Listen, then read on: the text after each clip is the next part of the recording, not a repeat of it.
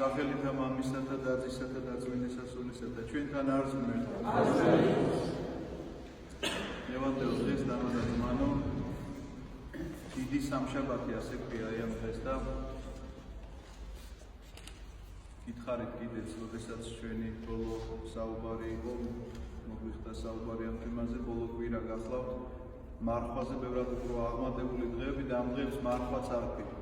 ეს არის რაღაცა მთელი შენი გონებით გადასვლა, მთელი შენი გულით და სულით ამ გონებასთან ერთად, თუმცა კი გონება ამ შემთხვევაში პირველ რიგში მაინც იმიტომ, რომ ცნობიერად უნდა ხდებოდეს ეს ამბავი და არავითარ შემთხვევაში ბრმად არ შეიძლება ხდებოდეს, რომ მაცხოვართან ერთად აი მისი ამ ქვეყნიური სიცოცხლის გულისხმობ კაცობრივ ბუნებაში ჯვარზე გაკვრამდე, სანამ მისი აღსასრული დადგებოდა ჯვარზე, აი ბოლო დღეები ჩვენ გავდივართ მასთან ერთად და ვიხსენებთ სწორედ იმ მოვლენებს მაშინ რაც მოხდა, სწორედ იმ კონკრეტულ ისტორიულ მოვლენას, როდესაც მის ჯვარცმამდე 5 დღით ადრე, ერთი კვირით ადრე უბრალოდ იერუსალიმში შესვლა იყო, ანუ ზურბაგოში წინააღმნიშნეთ ჩვენ დილებით შესვლა იერუსალიმში, უშინ გავიხსენეთ სხვა მოვლენები, დღეს ვიხსენებთ კიდევ სხვა მოვლენებს. ეს გახლავთ ამბავი, როდესაც მაცხოვარს აქვს საშუალება, რომ საზოგადოებასთან იქადაგოს. და ჩვენ წავიკითხეთ დღევანდელ სახარებაში რას ქადაგებს მაცხოვარი. ესაუბრება მეორედ მოსვლის შესახებ თავის მოციქულებს.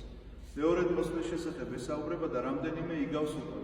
ეს გახლავთ 3 იგავი, ერთი 10 ქალწულის შესახებ, ერთი გახლავთ იგავი ტალანტების შესახებ, რომლებსაც დაურიგებს ბატონი თავის მონებს და ერთი გახლავთ იგავი თუ როგორ მოხდება, როგორც მწყემსი განარჩევსო სხვას თიკანთაგან, აი ეს მოხდება გადარჩევა მართლებისა და არამართლების და ესეც იგავური სახით არის მოთხრობილი. მე შევეცდები არ დაგღალოთ და გითხრათ ორიოდე სიტყვით, რომ არის რაღაცა მოვლენები, რომელსაც პირდაპირ ვერაფრით ვერ გააგებინებ ადამიანს, იმიტომ რომ იგაურად თუ არ უთხარი, ვერ მიაახლოებ მას ნამდვილ აზრთან, ჭეშმარიტ აზრთან ვერ იმიტომ რომ ვერ წდება ხშირად ადამიანის გონება რაღაცა მოვლენებს. ვერაფრით ვერ წარმოუდგენია თქვათ, ეხლა როგორ შეიძლება რომ უსხეულო არსება არსებობდეს, იმიტომ რომ თვითონ სხეულში და სხეულის გარეშე არაფერი არ უნახავს ამ ქვეყანაზე. რასაც არ უყურებს ცეცხლსაც კი, რომელსაც თითქოს მატერიალური ესეთი ყურივი სხეული არ გააჩნია, უყურებს, მაგრამ მაინც სხეული აქვს იმას, იმიტომ რომ რაღაცა გარშემოწერილობა აქვს და ამ გარშემოწერილობით იფარგლება, იმიტომ რომ ცეცხლი სადღაცას იწყება, სადღაცას ფარდება. თუ არის ყველგან ხო არ არის. ამიტომაც მის გონებაში შეიძლება დაუტევნელი იყოს და ამიტომაც იგაურად გვესაუბრება ჩვენ ღმერთი ისეთ თემებზე, რაც ჩვენთვის დაუტევნელია, რასაც ჩვენი გონება აიცეთ შათვალეთ ახლა რაღაცა საზღვრებია ხო ჩვენ გონებას, შემოსაზღვრულია, შემოფარგლულია და ამაში გვინდა ხშირად ჩავდიოთ ის, რაც არ ეტევა მთელ სამყაროში და მოიცავს ყველაფერს და გარშემოწერს ყველაფერს. ღმერთზე არის საუბარი. სწორედ ესეთი მოვლენა გახლავთ მეორედ მოსვლის მოვლენად. ამიტომაც რაც ჩვენთვის გაცხადებულია მაცხოვრისგან, მაგრამ არის რაღაცა თემები, რაც ჯერ კიდევ არ გაცხადებულა და კვლავ გაგვიცხადდება ჩვენ და კიდევ მოველით ამას. ცხონებაშიც მოველით, რომ ცხონებაში გაგვიცხადდება უფრო მეტი რამ და სრულყოფილებას სწორედ მაშინ შეიძენს ადამიანი. მაგრამ რაც მოგვეცა და რაც განგვემართა სწორედ ამ იგავების სახით, რატომ ასეთი სახით? პირველ რიგში რატომ 10 ქალწული? ნახეთ, ამითი დაიწყო იგავების პრობლემა. რომ ემსგავსა სასופველიც 10 ქალწულთან და 5 მათგანი იყო ბრძენი და 5 მათგანი იყო სულები. რას ნიშნავს ბრძენი და სულები? ქალწულები არიან 10. ქალწულება ამ შემთხვევაში ხო სიწმინდის სიმბოლოა, მეტი არაფერი. ეს არის სიწმინდე, რომელსაც ინარჩუნებენ ადამიანები, მაგრამ მიუხედავად ამისა, რომ სიწმინდეს ინარჩუნებენ, 10 ბრძენია და 10 სულები და რატომ არის ის ბრძენი და ეს სულები? იმიტომ რომ გარდა ამ სიწმინდისა, რომელსაც იცავს, გარდა ამისა ამ ადამიანს აქვს კიდევ თვისება, რომ დააგროვოს თავისი ლამპრისთვის ზეთი. ეს ზეთი განასახიერებს მხოლოდ და მხოლოდ კეთილ საქმებს, მეც არაფერს. შენი სიკეთეები, რომლებიც გიკეთები, სიკეთეების სარგებლობა, რომელიც მოგიტანია სხვებისთვის, ადამიანი რომ ყოფილხარ, სწორედ ამაზეა ლაპარაკი. ეს არის შენი სიბრძნე, იმიტომ რომ ბიოლოგიური ქალწულება კი არ არის სიწმინდე.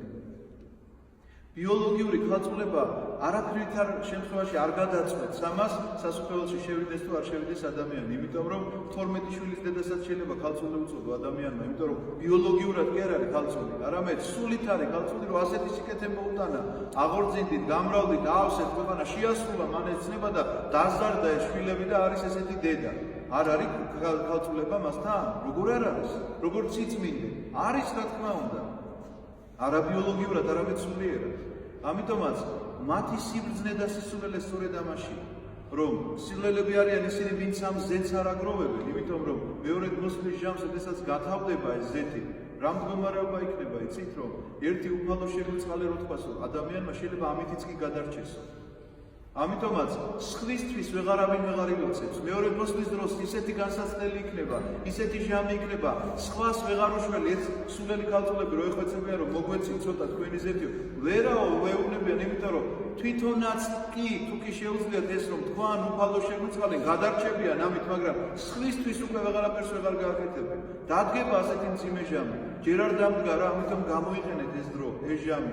არ შეიძლება იფლანგებოდეს ეს დრო და ეს ჟამი ფუჭად და უაზროდ. აი მეორე იგავი სწორედ ამას ეხება. 5 ტალანტი ერთს მისცა, მეორეს 2 მისცა, მესამეს 1 მისცა, 5-დან იმან 5 იშოვა, 2-დან კიდე 2 იშოვა, ერთმა წაიღო დამარხა მიწაში.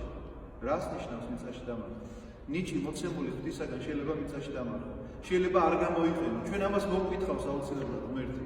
ნიჭი რომელიც შენ მოგეცა და არ განავითარე, არ მიეცი მას გასახანი, სასიკეთოდ არ მოახმარე შენს ეკლესიას, შენ სამშობლოს, შენს ოჯახს, პირადად შენ სულიერ აღორძინებას არ მოახმარე, მიწაში დამარხულია ეს ნიჭი. ვისაც სჭირდება ნიჭიერი კაცი, რომელმაც ისწავლა, ესე იგი და შეისწავლა თუ კი რამე მეცნიერება ამ ქვეყანაზე და არავის არ ყვება ამას და თავისთვისაა.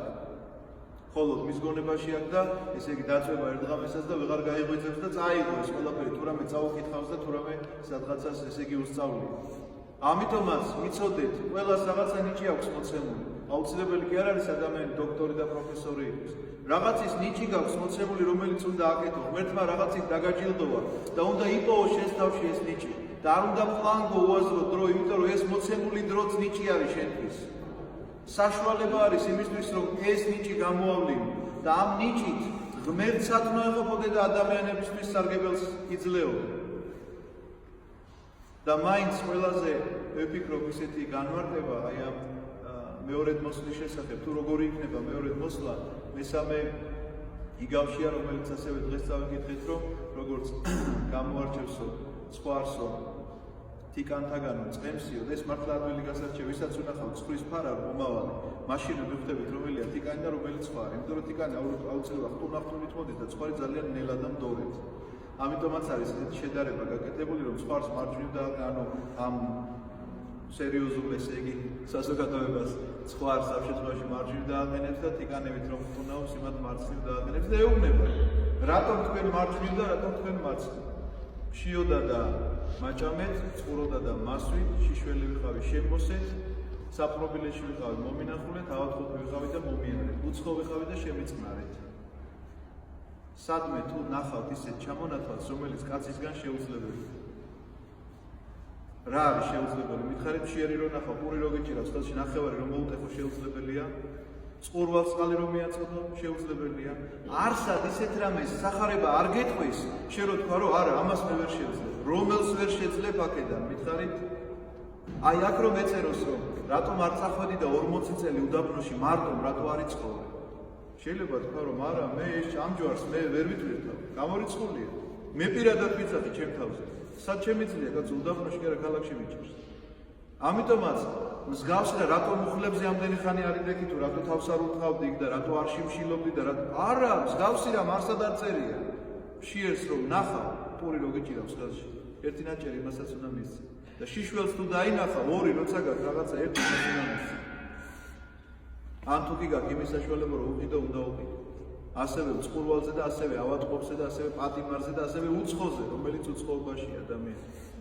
ეს არის სწორედ კრიტერიუმი, ნახეთ, როდის გაგიკეთესო მართლებით? ისიც კი არ იციან, როდის გააკეთეს ეს. როდის გაგიკეთეთო ესო განპირობლები ეკითხებიან უფალს მარჯვნივ დგომენ. რაც გავუკეთეთ ერთ მცირეთაგანს მე გამიკეთეთო მას ყოველ პასუხს. ამიტომაც მეორედ მოსვლის წინასახისთვის ყველაზე კარგი ალეგორია მაინც ეს მგონია მე. იმიტომ რომ ადამიანები ამ შემთხვევაში ბრძენი არიან, ვინც მარჯვნივ დადგნენ, არა იმიტომ რომ რაღაცა ამ ქვეყნიური დიდი სიბრძნეები აქვს შესწავლილი, არამედ ადამიანობა იციან, ადამიანები გახდნენ. ჩვენ რომ ლაპარაკობთ, რომ ადამიანი უნდა განიღმრთოს, ერთმა აქაურმა რუსმა ღვთისმეტყველმა თქვა და სულ მეორე მომწონს ძალიან. არ დაგავიწყდეთ, სანამ განიღმრთობი ჯერ უნდა გაადამიანდება. სწორედ ეს არის. თუ თუ შენ გული არ შეგტკივა ვიღაცას რომ შიან, წყურია, შიშველია, მაშინ ჯერ ადამიანობისგან შორს ახარ.